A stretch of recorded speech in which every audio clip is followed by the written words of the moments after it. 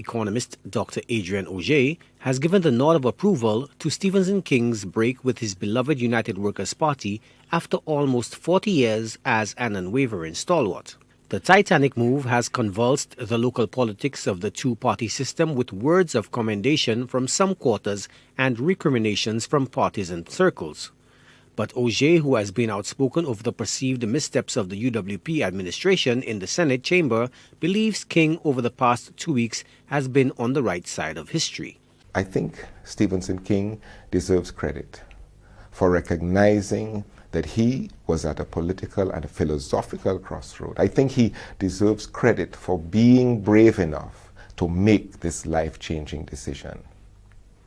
Many of us would lack the courage to do that, knowing the backlash to follow. We would have stuck with what we know, however bad that is, rather than take a leap of faith, not knowing if there would be ground beneath our feet or wind beneath our wings. Augier argues the move is bigger than Stephenson King.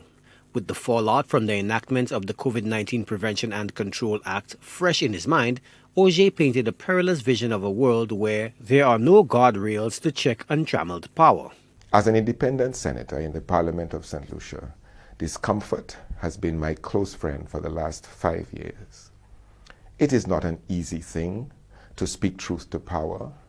It was not an easy thing to see Parliament hijacked to pass an unjust COVID-19 bill, a bill that robbed people of their constitutional freedoms, turned St. Lucia into a police state, and placed government above the law.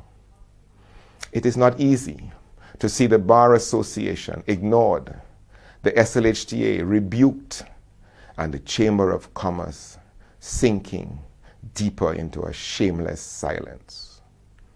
It should be easy to point out what is right. It should be easy to point out what is wrong and what should be done better. But unwilling to seek the national good above the party agenda, unprincipled people take such things personally. Unnerved by a seeming rise of a caustic brand of hyper-partisanship which has set the body politic and the St. Lucian society adrift and devoid of national ideals and a culture of apolitical patriotic values, Augier argues the time has come for self-introspection. Party politics has overrun every facet of St. Lucian life, dividing families, communities, and organizations with its corrosive, corrupting poison. People you expect to be brave, people you expect to be outspoken, honest, and fair, have surrendered their souls to the party they support and which supports them. Larger principles of good governance, good government, national development, social justice, fundamental freedoms have all been sacrificed on that altar. Meanwhile, it is our lifeblood that pays the price in poverty, in ignorance, disease, and division. These are our true enemies, and we would do well to focus on them instead of allowing petty tribalism to turn us against each other, neighbors, relatives, and friends. Yes, party politics has overrun every facet of St. Lucian life. The former lawmaker in the upper house tipped his hat to colleague Mauricia Thomas Francis for being willing to let the party chips fall, arguing that some things are larger than politics. Joachim Duplessis, HTS News Force.